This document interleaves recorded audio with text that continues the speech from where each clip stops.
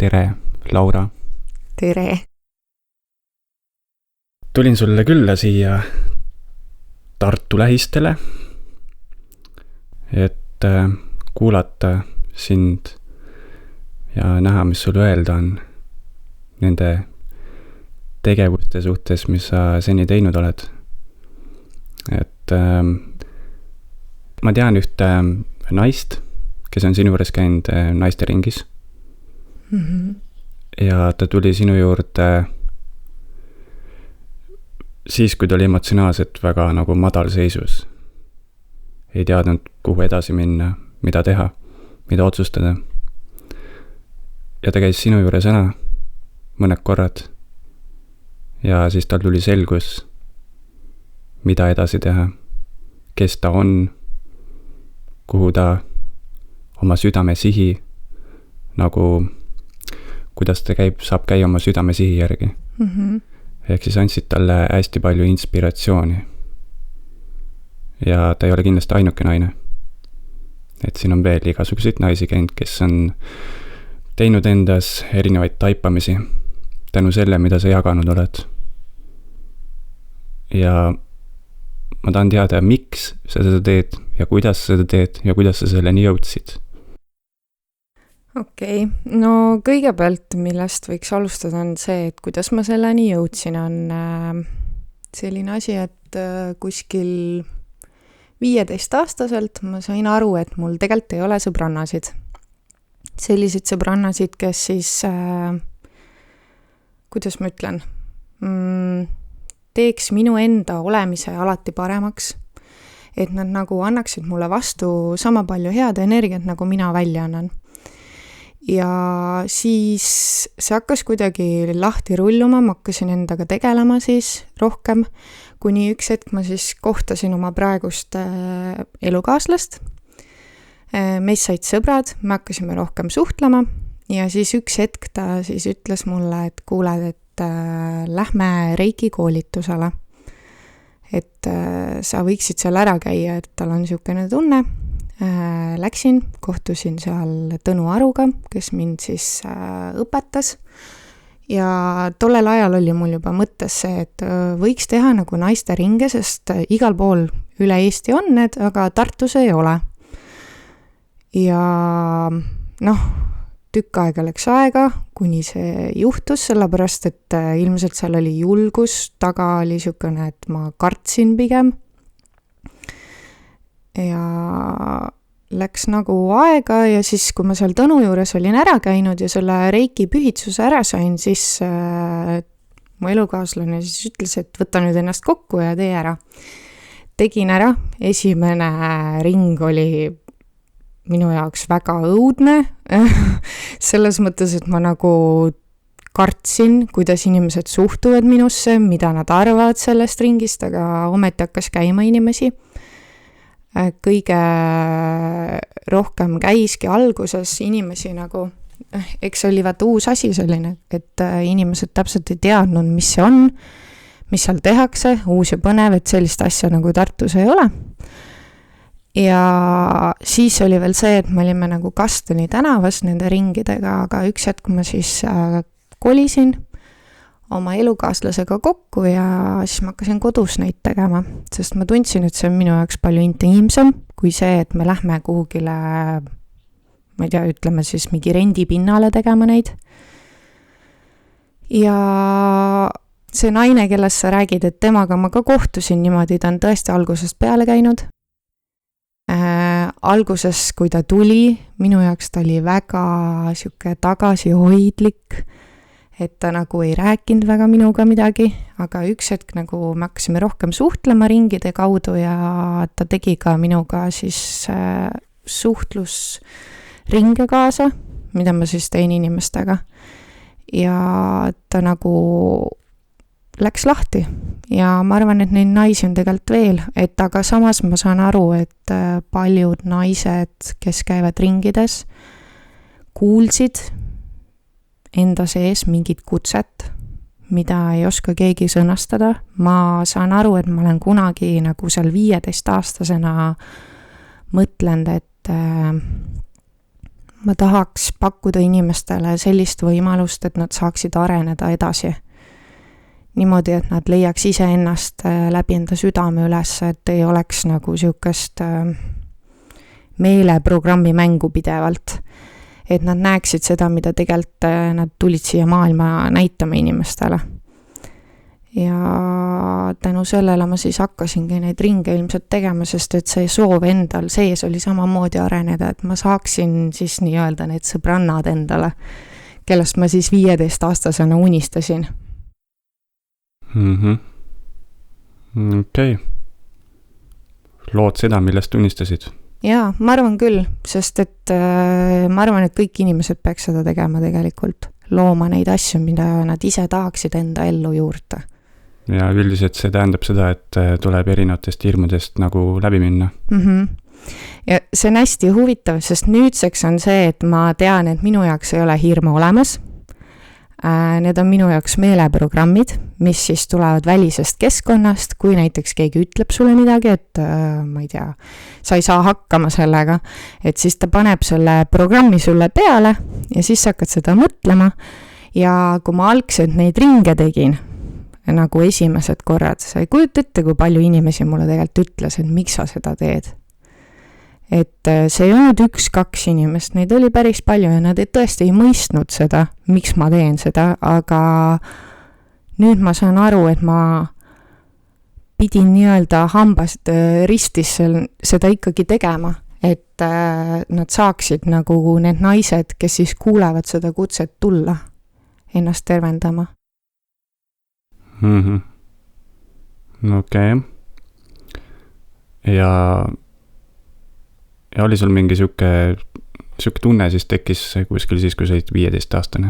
Jaa, see tunne nagu kasvas ja kasvas, mida rohkem nagu iseendaga tegelesin, seda rohkem oli mul endal see tunne, et ma vajan enda ümber kogukonda, võiks öelda selle kohta, naisi, kes mõistaks mind sellisena nagu ma olen, et kui mul on näiteks valus, et ma saan rääkida ja nad ei oleks mulle nagu sõbrannad, kes ütlevad, et jaa, sul on alati õigus, vaid nad oleks nagu need naised, kes pööraks mu tähelepanu sinna, et kui ma eksin, siis nad näitaks mulle seda, aga nad ei süüdistaks mind selles.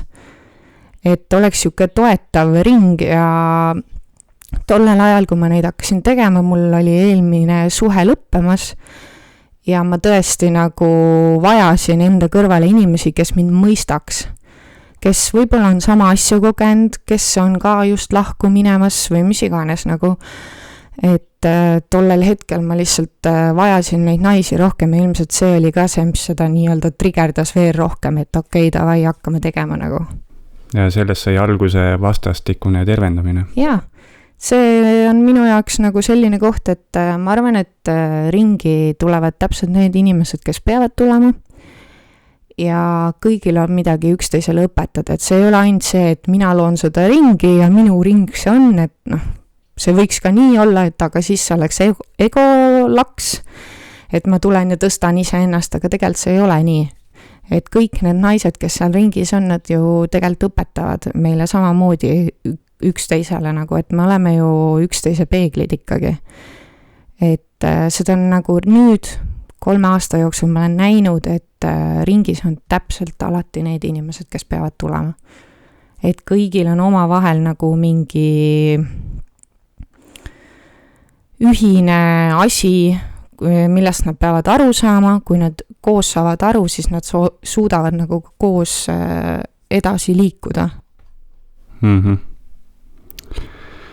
Palju sa sellist efekti oled kogenud, et sa oled hästi otsekohene, sa ütled välja kohe seda, mis tuleb, ja kui tihti oled seda näinud, et kui näiteks ringis on mõni naine, kuulab sind ja siis kohe tõrjub vastu, läheb minema, rohkem ei tule, aga siis samas 1-2 hiljem jällegi selle vastandumise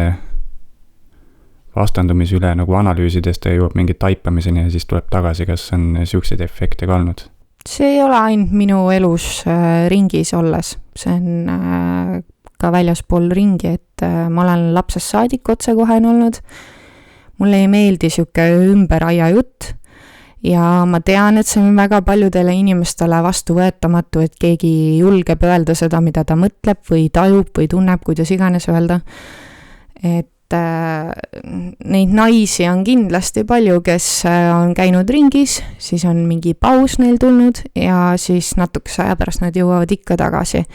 Seal võivad ka olla mingid teised põhjused neil taga, aga enamasti on tõesti see, et ma lihtsalt olen võib-olla nende mõttes tollel hetkel liiga kuri, aga vahest ongi see, et me vajame ka, ma ei tea, ütleme enda armsamalt seda sõna, et ta ütleb, et kuule, sa käitusid minuga halvasti, et võta kokku ennast, et see on see sama koht seal ringis ka. Et aga paljud ei saa aru sellest, sest et me oleme harjunud sellega, et me nagu elame kogu aeg mingi väikeste valedega. Viisakuse kultuur. Jah, just. Ja, et kuidagi on nii läinud, et inimesi õpetatakse, et mõtle enne kui ütled, pikalt mõtle enne kui ütled, ja siis inimene üldiselt ongi oma väljendustes väga tagasihoidlik.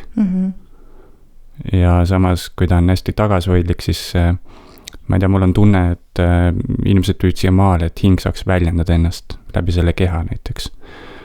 Ja kui nad seda hakkavad blokkima, siis hakkavad ka erinevad probleemid selle arvet juba tekkima. No minu jaoks on juba see naljakas, et mõtle ennem, kui sa ütled, kaua sa mõtled. Mida kauem sa mõtled, seda rohkem sa üle mõtled ja lõpuks sealt ei tule ju tegelikult seda, mida su süda tahtis öelda. Et inimestele meeldib peas istuda väga palju ja see südame hääl on tegelikult ju nii vaikne, et seda on väga raske kuulata, kui sul keegi pläkutab kogu aeg peas nagu mingi tee seda või tee toda. Et väga paljud nagu kehastuvad siia, on ühtemoodi, püüavad olla teiste moodi, püüavad teha kõike nii, nagu kõik teised teevad ja need, kes siis nagu ei tee nii, nagu teised teevad, sest need on need nii-öelda mustad lambad siin, et kelle poole näpuga näidatakse. Ma arvan, et ma olen üks nendest. Ja ma tegelikult olen õnnelik selle üle, sest et ma tean, et ma näen ja märkan neid teisi musti lambaid ka enda ümber. Palju paremini niimoodi, kui ma olen nagu see, kes ma olen. Jah, siin on ka see teema, et must lammas nii-öelda pannakse proovile teiste arvamuste ees. Jah, sa pead endale kindlaks jääma. Jah, ja olen näinud neid olukordi, kuidas inimene on siis pealiivalt välja pistnud lõpuks ja siis hakkab see rahe tulema igalt poolt ja siis pistab pealiivalle tagasi. Jääb oma kookonisse. Aga seal on hea mugav soe ju. Seal ei pea ju mitte midagi tegema. Seal ei ütle sulle keegi midagi halvasti, seal sa ise ei ütle endale midagi halvasti, et seal on ju hea mõnus peesitada. Kui jätta välja südame hääl, mis vaikselt sikutib ja sakutab, õrnat niimoodi. Ja no aga üks hetk see südame hääl ei sakuta enam. Siis ta on ju täiesti ära kadunud ja siis tekivad juba sellel inimesel füüsilised probleemid. Et kui sa surud enda olemust kogu aeg enda sisse peitu ja ei näita sellele maailmale, milline kingitus sa oled, siis mis point sellel üldse on? Mida sa tulid siia tegema siis? Tulidki oma rutiini elama või miks? Või miks sa tahad seda kogeda? Head küsimused. Kas sul on midagi nendele inimestele ka öelda, kes pelgavad kriitikat, kes kohe tõmbavad kaitsehoiakusse ennast üldiselt mingisuguse kriitika ees, mis võib tema vastu minnavat, et tihtipeale on mingi tõde, inimene tunnetab tõde selles ja seda enam ta kaitsesse läheb.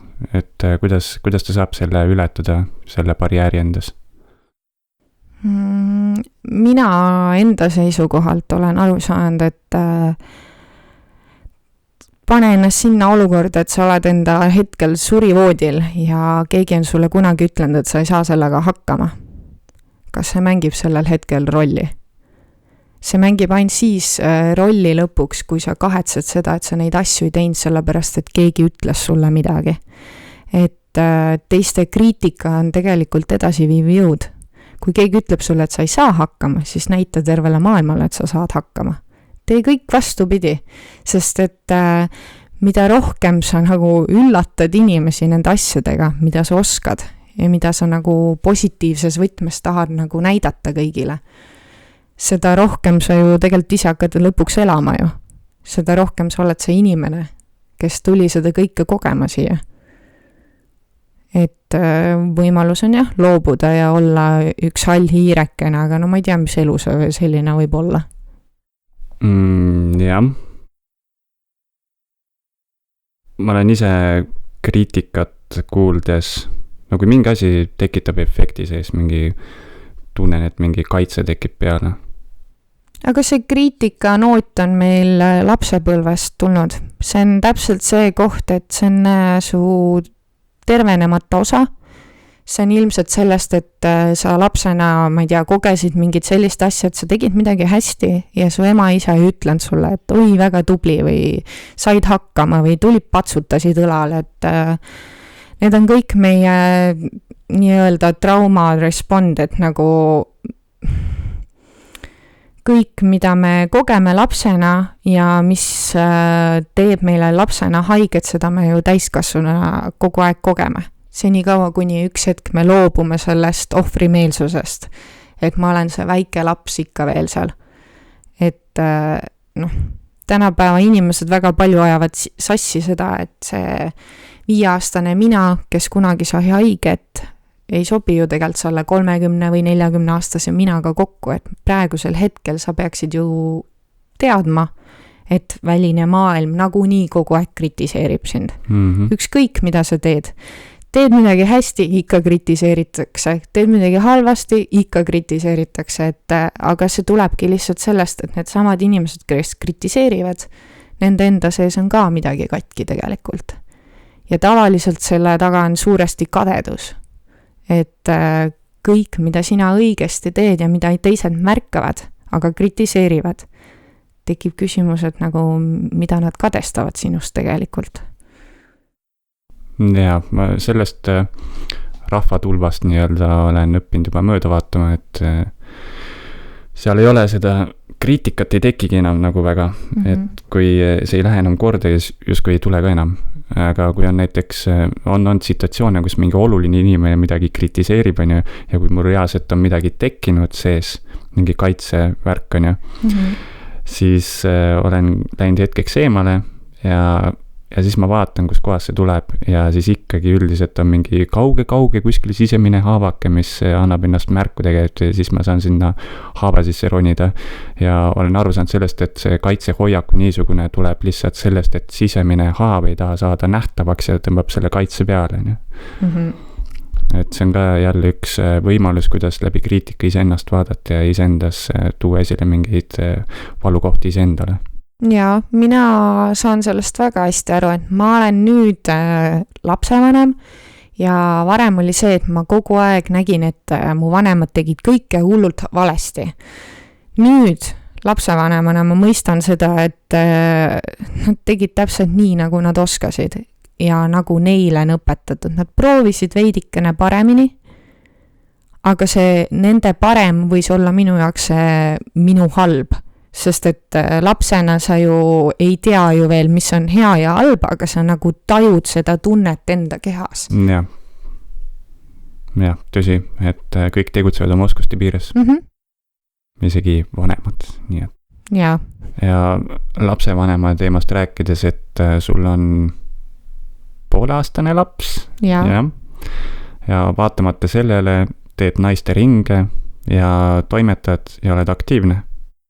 Aga laps ei ole ju mingi asi, ütleme niimoodi, inimesed väga tihti arvavad, et laps on mingi asi, mille pärast ei saa midagi teha. Laps on laps. Laps on samasugune inimhing, kes tuli siia kogema seda tunnet, mis on inimene olla ja ta ju valib enda vanemad ikka alati ise. Ta valis enda ema, ta valis enda isa, ta teab, mida nad teevad, mis nad siin kogevad. Ta ju täpselt teab, kuhu ta sünnib, et ma olen üpris veendunud, et mu laps teab, kelle juurde ta sündis, sest et ta saab aru, kui ringid hakkavad tulema, ta muutub teistsuguseks kohe. Et sa hakkad märkama selliseid asju, kui sa nagu saad oma lapsega sellise ühenduse, et sa nagu tajud, mis energias tema on ja mis energias sina oled. Kui mul on näiteks raske, siis tal on ka raske. Et ringides olles on samamoodi, et vahepeal ta on ülirõõmus, kui on nagu ringis siuke kergem energia, aga kui on natuke raskem, siis on jälle ta nagu ise ka siuke veidi ärevil ja nutab ja väljendab oma pahameelt. Et laps ei tohiks olla mitte kunagi meile takistuseks. Et ta on ju samamoodi sulle pigem kingitus, et ta näitab sulle, kuidas sa veel paremini saaksid teha neid kõiki asju, kuidas sa saad aega niimoodi painutada enda jaoks, et sa jõuad neid kõiki asju teha. Ma olen näinud olukordi, kus emad siis kurdavad ja heidavad ette, et lapse kõrvalt midagi ei saa teha, kõik on jälle pilla-palla ja no, et jälle laps ja iga asja ettekääne on laps, et ei saa teha ja siis reageerib sellele ja laps omakorda tajub seda ja reageerib vastu ja siis tekibki seal siuke topeltreageering. Üks reageerib, teine reageerib, siis ta omakorda reageerib lapse reageeringule veel rohkem ja siis laps sellele reageeringule reageerib veel rohkem, et ta on nagu väike õpetaja tegelikult. Et mida sa ütleksid nendele naistele, kes siis jätavad hästi palju tegevusi katki ettekäändel, et laps ei lase midagi teha ja laps on nii aktiivne ja et ei saa teha seda, mida hinges tahab teha ja ära tekita oma lapsele uut mustrit, on minu mõte, sellepärast, et sa ütleme siis minu puhul siis imiku east alates sa näitaksid talle seda, et tema on takistus kõikidele headele asjadele su elus. Kujutad ette, mis tunne tal võib olla täisealisena, kui ta hakkab oma neid traumasid lahendama. Et ema tegi kõike nii vähe, nautis elu nii vähe, sest et mina olin tal. Mõtle, mis süümekaid see tegelikult tekitab lapsele. Seda ignoreeritakse üldiselt, et meelditakse ikka või eelistatakse olla seal ikkagi ohvris, et no aga ma võin öelda, et viimane ring meil käis üks naine oma lapsega ringis. Küsis, et kas võib kaasa võtta, et tõesti ei ole lapse võidjat võtta, ma ütlesin, et nagu võta kaasa, et nagu come on, mis see laps seal ringis ikka teeb, et see, et inimesed leiavad mingid lolle vabandusi, et miks nad ei saa midagi teha, see on nagu lihtsalt minu jaoks naljakas, et mis see laps tuli, pani sul kõik asjad kinni nüüd või? Et sa oled nüüd vangikongis lapsega või? Et sa ei saa välja minna või miks see mõttekäik üldse on inimestel, et ma ei saa sellest aru, et mina olen kasvanud ka peres, kus ema ja isa käisid igal pool, me käisime alati kaasas nendega, et oli ka selliseid hetki, et kui sünnipäevad olid, sai magatud mingi peo ajal lapsena, aga nagu ma ei saa nagu sellest aru, et miks naised, eriti naised panevad ennast lukku, kui nad saavad lapsed. Ja nad jäävad tuppa istuma. Et nad ei tee mitte midagi. Nad istuvad seal toas, ilmselt üks hetk neil viskab see toas istumine nii kopa ette, et see mees on ka juba nõme seal kodus. Siis on see laps nõme ja siis nad saavad kord kuus võib-olla oma sõbrannaga kokku ja räägivad, kui halb kõik on. Et ma ei tea, kui sulle meeldib maalida või joonistada või ma ei tea, pediküüris käia naisena, leia see 10 minutit päevas endale nagu. Tee neid asju, mis sulle päriselt meeldib, et laps ei võta su aega ära, minu arust annab just juurde, sest et esiteks nad ärkavad alati palju varem, kui sa oled harjunud ja sa saad ju lapse kõrvalt teha neid asju, mis sulle meeldib ka siis, kui näiteks laps magab või ma ei tea, võtad lapse, võtad raamatu, lähed jalutad väljas, laps jääb magama, istud kuskil pargipingil, loed raamatut, et aga mis siis, kui oletame, et laps on aktiivne ja lõpuks saab lapse magama, siis hoopis puhkab, on ju, selle asemel, et ma ei tea, maalida midagi või pediküürida midagi, nii et selle asemel tegeleb hoopis puhkamisega, et on väsinud, laps on nii aktiivne olnud ja nüüd puhkab. Ja siis lõpuks ärkab laps jälle üles ja siis hakkab jälle see trall pihta, et muudkui lapsega vaja tegeleda ja siis on jälle kõik paha ja kole ja et aga see on jälle meeleseisund, et see on see reaalsus, mida sa valid minu arust. et aktiivsemad lapsed on tegelikult need sulle lapsed kingitus minu arust, sest et esiteks peale sünnitust, jah, esimesed 2 kuud sul tõesti on natukene raskem liikuda, oleneb kuidas see laps siia ilma tuli aga pärast on see, et kui sul on aktiivsem laps, ta tahab väljas käia, ta liigub sinuga ringi, ta tegelikult näitab sulle kogu aeg, mida sina tegelikult tegema peaksid. Et kui laps magab rohkem päeva jooksul, järelikult pead ka sina puhkama rohkem. Et lapsed on ju ema energias 7. eluaastani. Nad tajuvad kõike, mida ema tajub. Kui ema on kurb, on laps kurb. Kui ema vajab puhkamist, siis laps puhkab koos temaga. Et ta ju teeb kõike nii, nagu ema näitab ette. Tegelikult. Ütleks siis emadele, et kui näed, et laps on pabur ja ma ei tea, teeb igasuguseid asju, mis sind ärritavad, siis vaata üle, milline on sinu enda sisemine seisund. Et võib-olla ta lihtsalt peegeldab sulle seda, millises seisundis sa ise parasjagu oled. Ja siis võib-olla seal mingeid ümberhäälestusi teha. No mina näiteks olengi aru saanud nüüd, 6 kuud on täis ja ma saan aru, et mu laps näitab mulle, kui ma pean puhkama. Ja siis on see, et endal hakkab see sisemine jonn, et oi, mul on vaja pesu mingi kokku panna või põrandaid pesta või mida iganes. Aga siis sa tegelikult saad aru sellest, et ta õpetab sulle iseennast kuulama rohkem. Ja vahepeal ongi niimoodi, et pesuunnik on kuskil üle ära, aga ma lähen tema kõrvale magama, sest ma tegelikult ühel hetkel saan aru, et ma olen nii väsinud, et ma pean puhkama. Ja ma olen tegelikult tänulik selle eest, sest et ta tuligi õpetama mind ju, et ma saaksin veel paremini ise endast aru. Ja tegelikult lapsed tulevad seda tegema. Et ega nad niisama ei ole eluõied, nagu öeldakse. Jah. Väiksed õpetajad ikkagi. Jah, suhtumist on vaja muuta siin ühiskonnas niikuinii, sest et üldiselt ollakse sellises meelestatuses, kus reageeritakse lihtsalt võidu laste tegevuste suhtes, et kui laps nii-öelda piirab, või teeb midagi nii-öelda pahasti, või midagi ebameeldivat, siis jälle reageeritakse sellele, ollakse pidevas reageerimise seisundis. Selle asemel, et vaadata jälle iseendasse, et äkki laps lihtsalt näitab sulle seda, mis on siin enda sees peidus. Et saab ka niipidi, et laps on ka ju õpetaja, et kui ta võib olla üks nuhtlus, aga kui sa tahad, et ta oleks õpetaja, siis ta on ka seda, lihtsalt tuleb vaadata iseendasse. No lastega on vaata see asi, et vanemad teevad lapsed iseenda omaks. Et jah, ta on sinu laps, aga tegelikult ta on samasugune inimene nagu sina. Et kuna näha seda, et laps on nagu, ma ei tea, kuidas siis öelda, halvasti kasvatatud, on see, kui nad saavad teismeelise ja vanuseks juba, siis hakkavad nad möllama. See näitab sellel hetkel ära, mis sa tegelikult valesti tegid.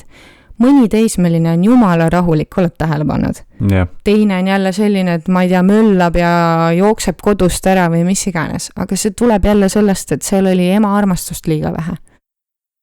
Ja kas saab olla ka liiga palju ema armastust? Jaa, seda kindlasti. Seda ema armastust saab kindlasti olla nendel inimestel, kes on täiskasvanud ja enamasti on nad mehed.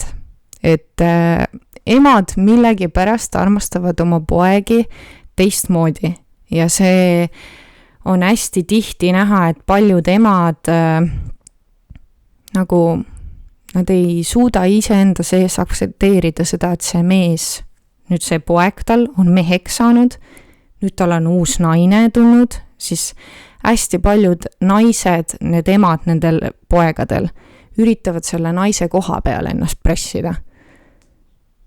Ja siis on see naine, sellel mehel on nii halb, küll ta teeb kõike valesti kogu aeg, küll see, ma ei tea, naine ei tee mehele süüa piisavalt hästi ja tegelikult neid emasid on millegi pärast palju. Ma ei tea, miks võib-olla see on sellepärast, et need naised siis üritavad nendest poegadest kasvatada neid mehi, keda neil endal ei ole olnud kõrval.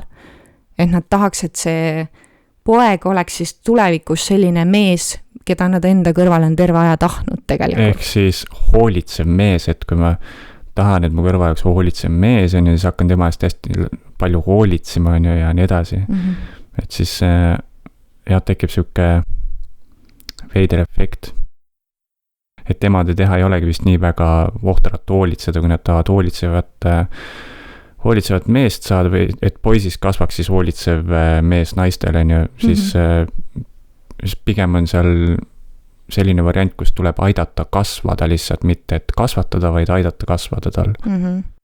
Ja lasta tal oma, ma ei tea, kas või neid valusaid õppetunde läbida ja nii edasi, et muidu piiratakse ära kõik need valusad õppetunnid, hoitakse vati sees ja siis nii-öelda hoolitsetakse üle selle nimel, et ka poisist saaks nii-öelda hoolitsev mees naistele, kuigi see kindlasti nii ei lähe sellise kasvatusega. Seal on väga suuresti see, et see mees tulevikus ei oska oma emotsioonegi väljendada. Sest et näiteks kukub pikali väiksena, ütleme, et lööb jala ära ja verd hakkab tulema ja ta hakkab nutma, see on alati lastel esimene reageering. Yeah. Aga ema tuleb, oi, kõik on hästi, ära nutavad, see juba programmeerib seda last teistpidi, et tulevikus, kui sellel mehel on nii-öelda elus kukkumine, kus, ma ei tea, saab haiget, läheb kellegist lahku või tööl läheb midagi halvasti ja ta peaks ennast väljendama tegelikult teisele osapoolele, et tead, sa tegid mulle haiget, siis ta ei tee seda, ta surub seda alla endas. Sest ema kunagi lapsena õpetas, et mehed ei nuta. Yeah. Ja siis need samad mehed, kella nii-öelda emme on siis kogu aeg ohjeldanud, need mehed ise mõtlevad, et miks neil ei ole naist, kes tahaks nendega koos olla. Ja ma olen tutvumisportaalidest näinudki seda, kuidas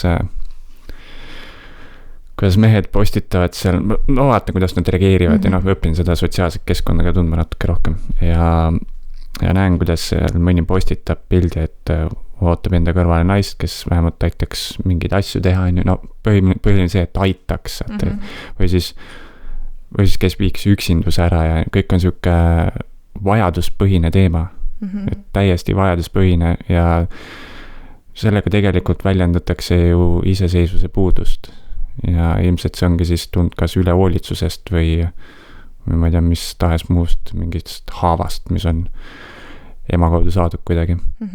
No suuresti on ka meestel tegelikult see isa roll seal väga tähtis, et tänapäeva ühiskonnas on meestele surutud peale siukene teadmine, et mees peab tooma raha majja, mees peab olema perele toeks, aga ta ei tohi väljendada oma emotsioone, ta ei tohi väljendada, mida ta tunneb tegelikult ja siis väga tihti on need suhted lõppemas, sest et naine tahab kogu aeg, et mees väljendaks ennast, et ütleks kas või, et oi, ma armastan sind, aga mees ei oska seda teha, sest lapsest saadik on talle surutud peale seda, et mehed peavad mängima ainult autodega, ainult ronima igal pool, kui kukuvad, ei tohi nutta ja siis samamoodi, et kui tahab emale öelda, et ema, sa oled kallis mulle, siis ei tohi seda teha, et väga paljud lapsed tänapäeval õnneks meie generatsioon on hakanud juba nagu rohkem tegema seda, et nad väljendavad oma lastele, et palun räägi, kas sa oled vihane, kas sa oled kuri.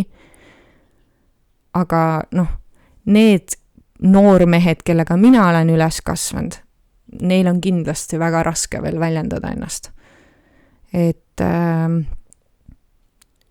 kui ma vaatan enda sõpru, meessõpru või enda elukaaslast, ma tean seda, et nad on kõik väga ilusad inimesed seest, aga neil on nii raske seda ilu välja lasta. Sest et nad ei julge, sest äkki see maailm teeb haige. Tehakse katke äkki see ilu, mis välja lastakse. Ja olen näinud seda, aga mul vahepeal on niisugused kliendid paarisuhete teemal, kus siis mees on niisugune turske ja naine on kõrval ka niisugune tegija on ju mingi mõlemad on mingi karjääriinimesed olnud ja siis on tekkinud lõpuks selline efekt, kus naine on tahtnud meest maha jätta, sest on tekkinud usalduse puudus, et kui usaldust ei ole, mida sa teed seal enam on ju. Ja usalduse puudus oligi ajapikku kasvanud tegelikult välja sellest, et mees ei väljendanud ennast, ei väljendanud enda tundeid. Kui ta seda ühe korra tegi, siis naine nagu suhtus ükskõikselt sellesse ja siis ta sai haiget, tema nii-öelda see ilu tehti katki tema silmis ja peale seda rohkem ei väljendanud. Ja see oli mingi 5 aastat läks edasi. Ja siis juba kasvas sellest suurem usalduse puudus ja mingid muud asjad, igasugused kahtlused ja kui ta siis sai lõpuks aru, et oluline ei olegi mitte see, kuidas naine vastu reageerib, vaid nimelt see, et sa saad lihtsalt välja selle öelda, et see eesmärgiks ainult välja ütlemine ilma ootusteta. Et siis juba tekib mingi voolavus ja mees saab ennast väljendada, et vahet ei ole, kas kritiseerib või mitte. Ja et ta läks sellisesse staadiumisse ja ta hakkaski seda tegema ja täna on nad täitsa kenasti koos, et jälle usaldus on tagasi ja puhtalt tekkis see just sellepärast, et mees blokeeris iseennast. Aga nüüd on see koht, et ma ilmselt trigerdan väga paljusid, et kas sa tead, kui palju naisi on tegelikult, kes võtavad oma mehel munad maha. See võib-olla kõlab valesti, aga see peabki kõlama täpselt niimoodi. Tead, kui paljud naised seda teevad. Nad ootavad oma mehest, et mees teeks kõik ette taha ära. Mees tooks raha majja, mees pakuks armastust, aga mida see naine pakub ainult vastu? On see, et ta hädaldab kogu aeg. Et mees ei väljenda oma emotsioone, mees ei väljenda oma tundeid, mees ei ütle kunagi, et ta armastab mind, mees on väga kaua õhtuti tööl ja nii edasi, aga sa oled ise need tingimused sellele mehele seadnud. Ja muidugi, et diil on kahepoolne alati. Jaa. Suhtes ollakse kahekesti, mitte üksi. No mõned arvavad, et üksi on ka hea olla suhtes. Et naiste ringides olen näinud väga tihti seda, et nagu mehe süüdistamist on hästi palju, et mees teeb kõike valesti, aga kui sa küsid sellelt naiselt, et aga mida sina tegid selles olukorras? Mis mina pean tegema? Mina ei pea siin midagi umbes tegema, siukene reageering on väga tihti. Kuidas ei pea? Et kui sa ei lase oma mehel kas või väljendada seda, et kallis, ma täna ei viitsi seda teha. Mehed on väga tegusad. Teie aju töötab teistmoodi tegelikult kui naistel. Naine on selline pah, kogu aeg kõike korraga ja ruttu. Aga mehed nagu seavad enda jaoks need asjad nagu tähtsuse järjekorda. Ja kui mees ütleb sulle, et ta täna ei viitsi seda teha, siis tema selles nii-öelda Exceli tabelis, mida naised ka enda pähe teevad, tema Exceli tabelis on see võib-olla seal täiesti allpool, mis on naisele väga tähtis. Aga see naine, kui kuuleb, et mees ütleb, et ma ei viitsi seda täna teha, siis see naine peaks väljendama talle tegelikult selgesõnaliselt, miks see talle tahtis on, et mees selle täna ära teeks. Ja see on paljudes suhetes koht, mida naised ei tee. Naised eeldavad, et mees näeb ja teab, mida naine mõtleb, aga me ju ei tea mitte keegi, mida teine inimene mõtleb. Me oleme erinevad muidugi. Jaa. Mehed ja naised on erinevad, see on nagu fakt, mida ei saa eirata, kuigi seda eiratakse väga tihti. Aga nii on lihtne, see on jälle see sama koht, kus inimene läheb ohvrimeelsusesse, et mu kaaslane teeb mulle liiga, ta ründab mind. Aga tegelikult sa ise panid talle jälle tingimuse peale. Sa ootad, et ta armastaks sind selliselt, nagu sina tahad, et ta sind armastaks. Aga kõik inimesed armastavad üksteist erineval viisil. Isegi su kaaslane, kellega sa võib-olla 15 aastat koos oled olnud. Armastusel on lõpmatult palju erinevaid tahke. Ja mida kauem koos oled, seda rohkem sa saad aru, et see armastus, mis alguses oli, see roosa manna, kus on kõik ilus ja tore ja teine kaaslane on nii hea ja tal on kõik küljed on imelised, siis kui see roosa manna kaob ära sealt, siis hakkab tegelikult päris armastus pihta. mis alguses võib olla päris valulik, on ju. Ja öeldakse, et esimesed 2-3 aastat on kõige hullemad ajad. Sest et sellel hetkel sa õpid nägema neid mustreid teises inimeses, mis on peidus. Sest et inimesed, kes sobivad kokku oma vahel, nad hakkavad neid mustreid alati üles tooma. Ja see 2-3 aastat, see on kõige hullem. Esimene aasta on niisugune pehme puudutus, ütleme veel sellele mustrile. Aga ülejäänud 2-3 aastat, see on ikka jõhker. Ja seal enamasti lähevad inimesed lahku, sest et nad ei suuda kannatada teise inimese mustreid välja. Aga samas tehakse esimese aasta põhjal juba mingisuguseid kaugeid tulevikuotsuseid. Jah. Taipamata, et tundma õppimine alles käib. Aga vaata, see on, kuidas ma ütlen, kui sa oled leidnud selle enda inimese, siis sa 2 kuuga, võib-olla isegi 2 päevaga tead, et see on kunagi minu mees, kellega ma saan need 5 last või ma suren temaga vanadusse. See on lihtsalt mingi sügav teadmine. Aga kui sa unustad selle 2-3 aasta jooksul selle sügava teadmise ära, mis siis, et ta võib sulle oldudki nagu loodud kaaslane, siis sa võib-olla lähedki temast lahku. Sest et sinu enda need programmid peas ei lase sul olla selle inimesega koos, kellega sa tegelikult peaksid koos olema. Tuleb siis kindlasti eristada seda, et kas tegu on lihtsalt roosamanna ootustega, või siis selle sisemise tundega, et kus süda juba teab kindlalt. Et see eristamiskoht on ka kindlasti vajalik. Ja, no mina võin öelda, et mina olin enda elukaaslasega väga pikalt sõber. Me teadsime üksteist väga kaua. Ja üks päev lihtsalt oli siuke tunne, et sain puuga pähe nagu. Lihtsalt vaatad see inimest, et oled nagu wow, okei. Et see on minu see teine pool. See on see inimene, keda ma olen üritanud terve elu leida, keda ma olen nagu nende teiste partneritega, kes mul on olnud, kellega ma suhtes olen olnud, olen üritanud neid partnerid tema kohale panna, aga need kingad ei sobi ühelegi nendele eelmistele noormeestele. Et seda tegelikult tajuvad väga paljud ära, kas see on see õige või ei ole, aga paljud lepivad sellega, et see ei ole see õige, sest nii on ka lihtsam. See on see sama koht, et sa paned selle pea sinna liiva alla jälle tagasi. Jah, mugavus. Vajalikud teemad, eriti tänases ühiskonnas, kus inimesed rohkem ja järjest rohkem hakkavad tegelema iseendaga. Eile kohtusin ühe toredi inimesega, kes töötab pangas.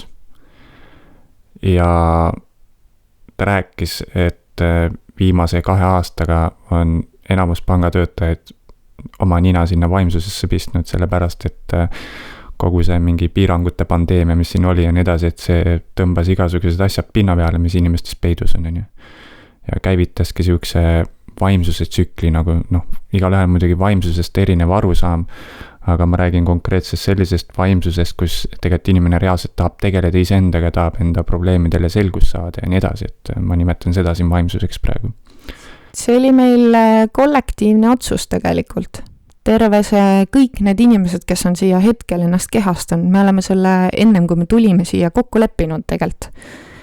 Et see oli lihtsalt see punkt, mis pidi juhtuma, see oli selle viimasele kõigele draamale, mis on ühiskonnas toimunud, on lihtsalt see oli koroona oli see punkt, et inimesed saaksid alustada uuelt lehelt. Et need inimesed, kes koroona alguses nagu nii-öelda ärkama hakkasid siis iseendasse, et nendel on kindlasti raske praegu. Neil on, ma arvan, veel 5 aastat raske, sest et praegu hakkab see nagu kerimine pihta, see, mida inimesed praegu iseendas üles leiavad, see ei ole veel nagu täiesti sügav kogemine, see on alles jäämäe tipp nii-öelda. tipa-tapa sissepoole. Jaa. Et see spiraal enda sees või sibul, mis nüüd nagu on vaja lahti arutada, see on väga-väga sügav paljudel. Keegi ütles kuskil niimoodi, et vahest on mehele piltlikult vaja virutada 2 korda jalaga munadesse, enne kui ta hakkab endaga tegelema. Et no mul oli ka valusaid õppetundi elus päris palju, enne kui endaga tegelema hakkasin. Ja võiks öelda, et see piirangute teema, mis siin oli nagu üks kollektiivne jalg, mis andis kõigile munadesse, et nad endaga tegelema hakkaksid. Ja see käivitas päris ilusad protsessid, valulikud, aga omamoodi ilusad, sellepärast, et inimesed järjest kuidagi hakkavad avastama seda, mida nad tegelikult tahavad, kes nad tegelikult on ja nii edasi. Et märgata igasuguse kahtlase teema kasulikke külgi ka tuleb kasuks. No see inimesed kutsuvad seda vaimseks ärkamiseks. Minu arust on see lihtsalt see hetk, et kui sind pannakse ühte ruumi ja sul keelatakse sealt välja minna, sest et kuskil mingi viirus hiilib, siis inimesed on sunnitud olema iseendaga. Ja see ei ole minu jaoks vaimne ärkamine, vaid see on see hetk, et inimestele kõigile maailma inimestele anti võimalus korra puhata sellest kõigest, mis nad terve elu teinud on. Oravaratast välja astuda. Jaa. Et mõista, et sa ei pea kogu aeg jooksma kuhugi suunas, kuhu sa isegi ei tea, kuhu sa jooksed. Et mina alustasingi naiste ringidega koroona alguses. See oli hästi huvitav kogemus, et kohe nägid ära, kuidas inimesed reageerisid sellele. Et paljud ju kartsid tulla, et järsku saavad mingi haiguse külge või mis iganes juhtub nagu. Ja. Aga ma mäletan esimeses ringis, kui ma küsisin kõigilt, et miks te siia tulite, siis nad ütlesid, et mul on kopp ees kodus olemisest. Teine asi oli see, et ma sain aru, et minuga toimub midagi ja mul on vaja inimesi, kes mõtlevad samamoodi nagu mina, kes ei tee mind maha, kes kuulavad ära, kes mõistavad mind ja vahest annavad ka nõu, kui ma nagu küsin seda. Et mina leian, et see koroona oli väga vajalik. Ta oleks võinud isegi võib-olla natuke kauem kesta. Selles mõttes, et võib-olla oleks veel rohkem inimesi, kes saaksid veel kiiremini iseendale ligi nagu. Jah, 2 aastat, mis oli siin teema kestis, et paljud hüppasid peale seda, nägidki ennast ja ehmatasid ära, mis nad iseendast näevad, hüppasid mugavusse tagasi. Et just läkski kuidagi asi kahte leeri. Kui tulla nagu vaimse maailma poole peale, siis see on lihtsalt uus ajastus, mis siis teebki niimoodi, et me ikkagi tulime siia duaalsust õppima, et mis on hea ja mis on halb, lihtsalt mõned inimesed on valinud teise tee. Et nad ei tee midagi valesti, nad lihtsalt tahavadki kogeda seda. Et mõni tahab kogeda seda, mis tunne on iseendaga sõbraks saada, mõista, kes ma olen. Teine inimene tahab kogeda seda, mis tunne see ei ole nagu. See ei ole ka vale tegelikult. Ja üks väga äge naine rääkis, et mõned kodutud on lihtsalt nii vanad hinged, et nad tahavadki olla lihtsalt kogeda seda kodutust tänavatel ja ongi kõik punkt, on ju. Et lihtsalt tund vabast tahtes kõike seda kogema. Jah, seda vaimses maailmas tõesti räägitakse, et nad teevad seda kogemust läbi, mida meie ei taha kogeda tegelikult. Vaevalt, et sa tahaksid kuskil kodutu olla ja pudeleid korjata ja mõelda, et kas ma nüüd jään ellu või ma ei jää, sest väljas on, ma ei tea, 20 kraadi külma. Ma olen 11-aastasena olin Tallinna tänavatel päris palju päevi. Sai kodust ära joostud ja siis ma sain mingi aimduse sellest. Ja siis vaatasin seda ikka päris rets katsumus. Et las need vanad hinged siis kogevad seda. Aga see kindlasti muutis sinus midagi? mõistmist kasvatas juurde. Jah, et ma ei ütle, et see oli paha või vale, vajalik oli, kindlasti. Aga see on jälle vaata see, et sul oli vaja kogeda seda millekski. Tollel hetkel sa kindlasti tundsid mingeid väga tugevaid negatiivseid emotsioone, aga praegu järele vaadates sa ju tajud inimesi palju paremini tänu sellele. Tõsi. Et mina olen näinud alkoholi hästi lähedalt, mida see inimestega teeb. Ja nüüd on see, et tiinekana, ma võin öelda, et ma alustasin väga varakult joomist, sest et mul oli see, et ma ei osanud enda emotsioonidena nagu hakkama saada tiinekana. Ja siis oli alkohol väga hea asi, kuni üks hetk ma sain aru, et ma olen selles samas mustris kinni, selles kohas, mida ma olen terve elu näinud. Ja nüüd on jälle see, et ma ei suuda seda suu sissegi panna endale enam, sest et see sagedus või energia, mis sellel alkoholil minu jaoks on, ei ole see, mida ma tahan enam kogeda. See on see sama koht, et ma olen üpris veendunud, et kui mina peaksin olema parm kuskil puu all, siis ma ei saaks sellega hakkama praegu. Et minu mentaalne seisund ei saaks sellega hakkama, et nad tegelikult on ju väga kõva mentaalse seisundiga seal, kui nad kogevad sellist asja tegelikult. Jah, ikka, ja kogevad lõpuni välja kenasti. Aga see on valik. Loomulikult. Hukka pole siin midagi mõista. Mõistetakse hukka seda, mida ei mõisteta. Jah. No selle peale ütleks, et issanda loomaaed on kirju, siin on kõike nagu. Et kõike peabki kogema. Siin peab olema kõike head ja kõike halba, sest muidu me ei saaks aru, mis on hea ja mis on halb. Ja mõne jaoks minu hea on tema jaoks tema halb nagu. Kõik on suhteline.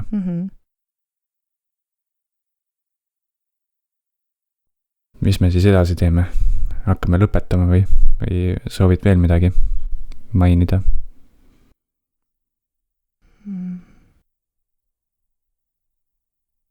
Mul oli hästi suur ärevus. Ma ei ole väga kaua sihukest asju tundnud, et selle vestluse pärast. Ma ei tea, miks.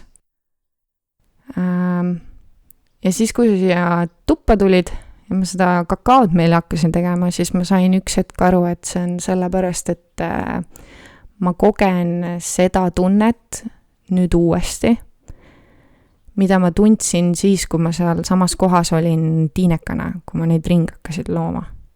Või nagu see mõte pähe tekkis, et see hirm, et ma olen nüüd sellel suurel laval ja kõik vaatavad mind.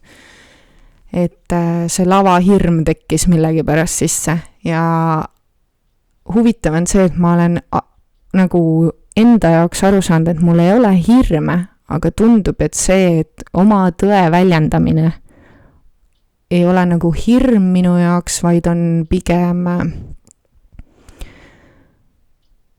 sihuke usu küsimus, et kas ma usun iseendasse nii palju, et ma julgen väljendada seda, kes ma tegelikult olen. Ja mul on täiega hea meel, et sa tulid ja tegid selle vestluse minuga, sellepärast et ma saan aru, et ma tegelikult ikkagi julgen seda teha, kuigi väline keskkond väga tihti ütleb mulle, et ma ei saa hakkama. Mul on ka seda esinenud. Nagu loengutega näiteks, suuremad loengud näiteks ees oodanud. Hakkan, mingi asi tekib sisse, et kuule, mingi tuk-tuk-tuk, et kuule, et äkki ei ole vaja või midagi sukest. Ja siis panen lihtsalt silmad kinni, vajutan enter nuppu, umbes teeme ära. Et samamoodi sinna sukeldunud ja on esinenud neid olukordi, kus on kogenud nagu mingit hirmu on ju. Ja siis lihtsalt lähed ja teed ikkagi, et astu läbi sellest lihtsalt. Aga sa saad aru, et see on meil mingi jõhker meeleprogramm. See on kõikidel inimestel. See on nagu, jah, siuke hästi kaugel taustal tiksuv programm, mis on peaaegu märkamatu.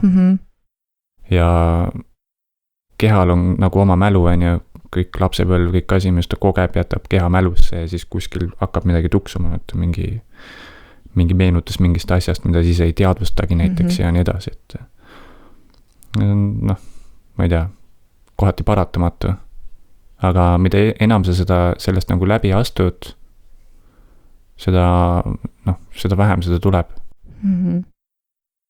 No mina olen aru saanud, et see meeleprogramm on mul väga noorest eastunud, siis ma olin 3, kui see on tekkinud. Ja see, kui ma sellest aru sain, jõudsin sinna kohta iseendaga, siis ma sain aru, et et ma võin seda meeleprogrammi nagu enda jaoks lahti arutada, ma saan sellest aru, aga see elu, mida ma tulin siia kogema, see viib mind kogu aeg sinna samma kohta tagasi. Ja sellest ei ole võimalik lahti lasta veel, mingil põhjusel. Ma arvan, et selle taga, miks seda lahti ei saa lasta, seda meeleprogrammi sealt nii tugevalt on see, et seal on minu vägi nagu ära peidetud. Ja seal on kõikidel inimestel, kui nad saavad aru, kust kohast see alguse sai neil. Et see on sellel hetkel sa esimest korda andsid oma väe kellegile teisele ära. Ja nüüd ta seal ootab käed ristis, millal sa tuled tagasi ja võtad vastu mind. Jah, et hästi huvitav, et kujutad ette, et 3-aastane mina on sees nagu käed ristis ja ütleb, et Laura, võtta kokku ennast. Ja, see vaatenurk ka kõnetab vägagi. Loomulikult. Mul on sulle üks küsimus. Küsi.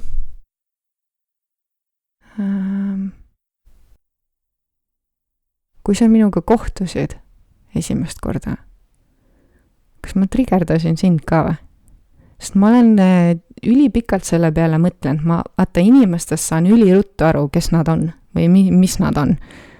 Aga sinuga on mingi huvitav asi, ma ei ole aru saanud. Ma näen seda, et sa näed. Aga ma ei näe seda, mida sa näed. Aga ma näen, et sa näed. See on huvitav, põnev. Uudisimu tekkis lihtsalt. Ei trigerdamist ei olnud, aga tuli uudisimu. Väga lahe. Sest et väga väheseid mehi on, kes ei ehmata ära nagu minu peale. Sest et nagu me ennem rääkisime, väga paljusid mehi on, kellel on veel väga sügavad hingehaavad. Ja mul on tegelikult täiega hea meel, et sa oled ka aitamas neid. Et neid hingehoidjaid võiks olla siin maailmas natuke rohkem, kes aitavad teisi inimesi. Ma tean, et on kuskil siin ja kuskil seal, aga mina neid ei näe.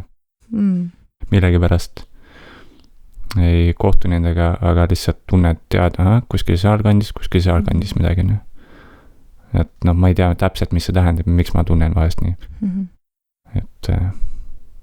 Et kõik vahest ei peagi teadma. Jaa, muidu oleks igav.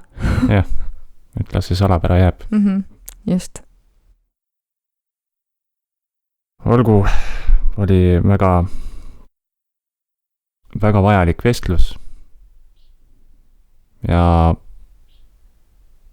kindlasti kuulajat kõnetas siin nii üks kui ka teine asi, sest enamus meist on nagu ühe malli järgi kasvatatud, ühe mustri järgi kasvatatud, väga sarnased kogemused teatud tasandil, nii et kui sa lähed selle normaalsuse raamidesse, siis hing hakkab kogema piiranguid ja siis vastavalt selle reageerid ja nii edasi, et väga sarnased kogemused on niikuinii enamikel inimestel.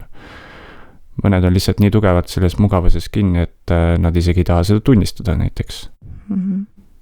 Et hoiab kramplikult mugavuses kinni ja mõned teised jälle tunnistavad, võtavad vastu ja ma usun, et siit vestluses sai nii mõnigi inimene, kes endale tunnistab erinevaid asju, on valmis tunnistama nii üht kui teist taipa, mis sai juurde siit kindlasti. Ma loodan ka. Ja minul oli väga tore sinuga vestelda. Mul oli ka väga tore sinuga vestelda. Väga põnev ja sügav ja vajalik vestlus. ja ma tänan sind, Laura, et sa teed seda, mis sa teed inimestele. Ma soovitan siin, kes iganes naine kuulab, soovitan kas või korrakski Laura ringi astuda ja näha, mis juhtuma hakkab. Ja ringi sa viid läbi siin Tartu lähistel. Märja külje all oleme, jah. Märja külje all, jah. Et mina väga soovitan ja loodan, et nii mõnigi tuleb siia iseennast avastama. Kõik see, mis sa teed, on väga vajalik. Ma olen ise seda kõrvalt näinud, ma olen näinud inimeste kogemusi ja kuulnud neid, et mina südamest tänan selle eest, mis sa teed siin. Et see on, mina lihtsalt uudishimulik, aga samas ka tänulik. Aitäh sulle selle eest. Ja kuulaja, et võimalus siis, ma ei tea, on sul mingisugune veeb ka kuskil, kus saab näiteks tutvust teha?